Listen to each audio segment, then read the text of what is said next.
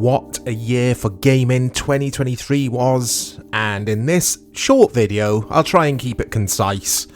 I'm going to tell you guys about my favourite games of 2023, and towards the end of the video, I'll give you my top 3 games of last year, and I also want you guys to jump into the replies, let me know what your thoughts, or rather let me know your favourite games of 2023. I'm also going to list my biggest disappointment of 2023 as well at some point in the video, and I'll also tell you about my pile of shame. So if you didn't realise, a pile of shame is when you buy loads of games but you don't get round to playing them, and I've got some games I've bought in 2023 which are still sitting on my hard drives and I can't wait to play them. But anyway, yeah, let's get into this. So I think I should start with the pile of shame. Like I said, these games released in 2023 and I haven't started them. I'm sorry guys, I just haven't got round to it.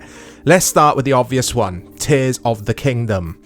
This probably would have been my favourite game of 2023 if it's anything like Breath of the Wild, which I'm sure it's better from what people say. I actually managed to finish Breath of the Wild on Christmas Day, actually. So I've done it. I've finished that game. It took me over 70 hours in the end, according to my Nintendo profile thingy. So yeah, this is sitting on my Switch. It has been since June. My lovely wife bought it for my birthday. I still haven't started it. Can't wait to start that. Resident Evil 4 Remake is another game in the pile of shame. It's the only Resident Evil game I've never finished, or rather, I've never even played. I have finished all the Resident Evil games now, except 4. I'm lying. Code Veronica. There you go, but that's for another video. That wasn't released in 2023. Yeah, Resident Evil 4 Remake is in the pile of shame. I need to start it. I can't wait to play that game. Armored Core 6, from the developers of the Dark Souls games, where you fly around in big mechs and shoot stuff, I think. I don't know, I haven't started it. That's in the pile of shame, can't wait to play that. And last but not least, Metroid Prime Remastered. I picked that up in the sales, or rather my wife picked it up in the sales, the digital sales, at Christmas, and bought me that as one of my Christmas presents. That's just sitting on the Switch hard drive.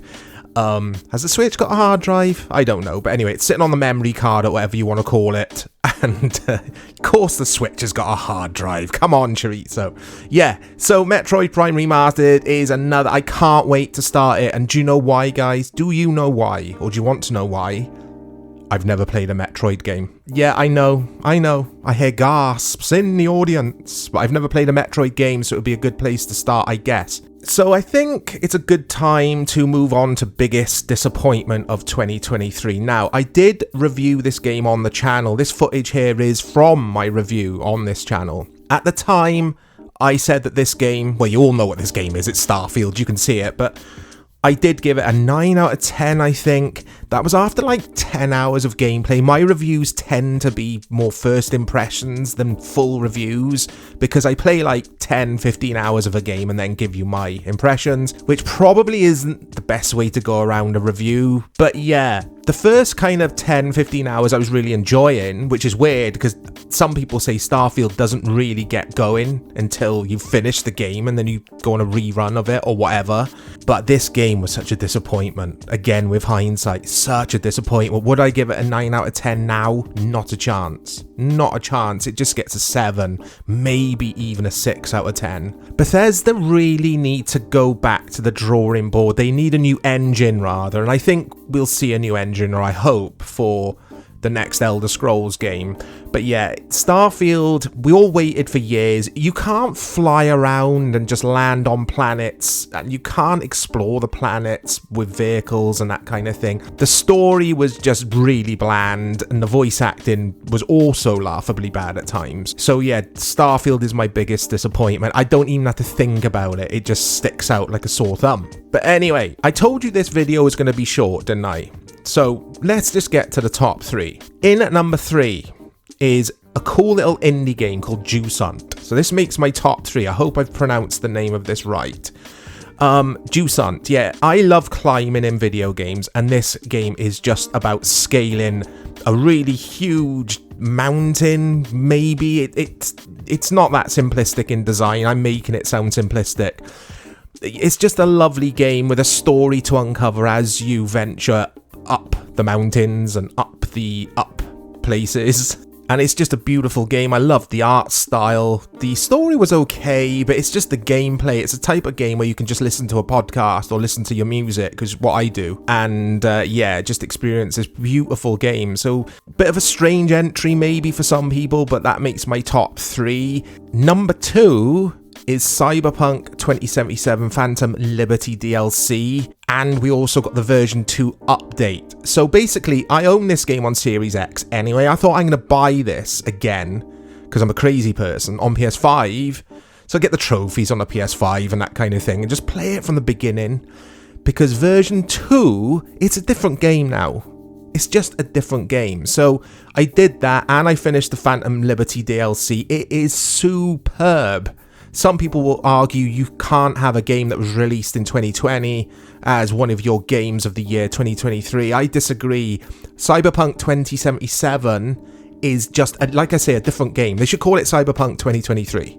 There you go. It's just a different game now, guys. You can pick up in the sale now, I think. Check it out if you haven't played it. It's one of my favourite video games of all time now. But what wins my Game of the Year 2023? Drum roll! It's Lies of P. Even though this released in 2023, I didn't start this game until this year in 2024. That's all I'm playing at the moment. I'm hooked. I'm about halfway through the game. I'm a sucker for Dark Souls or Bloodborne type games, but usually Souls likes are terrible or average at best. Not the case with Lies of P. The combat in this is just so good. The art style, the Victorian Gothic sort of streets. Yes, it's heavily influenced by Bloodborne. The developers don't make any secret of that. It's more straightforward than Bloodborne. It's not vague. It kind of holds you... Well, it doesn't hold your hand, but it kind of tells you what the hell is going on. You don't really have to dig around for the story and the lore like you do in the From Software games. It's just a wonderful, wonderful game. It's on Game Pass. It's cost me, well, my subscription just to play it. Buttery smooth frame rate on Series X. I have tried it on PC and it performs really well on there as well. Lies of P. It's incredibly difficult, so there's a steep learning curve. I love difficult video games, and it's got just everything. Everything I want from a Souls-like. It could be a From Software game. It's oozing with atmosphere, this game as well. But yeah, let me know what you think of Lies of P, guys. Actually, let me know what you think of my list. Have you played any of the games I've just mentioned? I do need to give an honourable mention to Dredge, another cool little indie game, which I finished a few nights ago as I'm recording this. This just missed out on the top 3. It was out of this or Juice Hunt. And the reason this missed out is because I found the last part, the last section of the game, a bit of a slog. But you just drive around in a boat, basically, doing fishing, but it's kind of a horror game as well, and there's stuff that lurks in the sea and all that kind of thing. Just an awesome game in general. But yeah, that is the best games of 2023. And last but not least, I do need to comment on the games which were released in 2023, but I haven't mentioned them or I haven't bought them. RoboCop. I still haven't bought this. It is on sale, but it's still like 41 quid. I'm going to hold off for a while longer until it's like 30, 25, 30 quid. That is one I'm going to be all over. People seem to enjoy that. Dead Space Remake. I still haven't started this game. It sits on my hard drive. Actually, that should have been in my pile of shame. Why didn't I list that? Yeah, that's on Game Pass, so I haven't bought it. But I need to start that game. I have played the original, I enjoyed it, so I really need to check that out. And I'm so on the fence about buying Baldur's Gate 3. That's all the internet talks about. Everyone's going crazy over this game. I have been holding off buying this because I did play Divinity Original Sin 2 on, I think, PS4 back in the day. I know you should play these games on PC to get the most out of them, or that's what I've read. But yeah, I played it on PS4. I didn't enjoy it. I'm not a huge fan of the combat mechanic in these kind of games, but this intrigues me. So watch this space. I will let you guys know if I do end up buying it. Again, I might get it for PC. there you go, best games of 2023. It was so good. There were so many games released that I haven't mentioned or referenced in this video, but the video would be hours and hours long, and I just kind of wanted to get something out there about my gaming in 2023. I do a lot of retro stuff on the channel, but I do love modern gaming as well, guys, and I'm really getting into the indie scene when it comes to the gaming now, because there are some classics that I've gone back to recently. I say gone back to, but started. Stuff like Dead Cells and Hades, games like that, which are indie-like games, and I've ignored them, and I'm playing them as well, and they're just so good, and it's just like, yeah, I love modern gaming, so it's cool to feature some newer games on the channel rather than just always doing the retro stuff. But anyway, hope you've enjoyed this video. Please let me know in the comment your favourite games of 2023. Let me know your biggest disappointment. I'll speak to you all soon.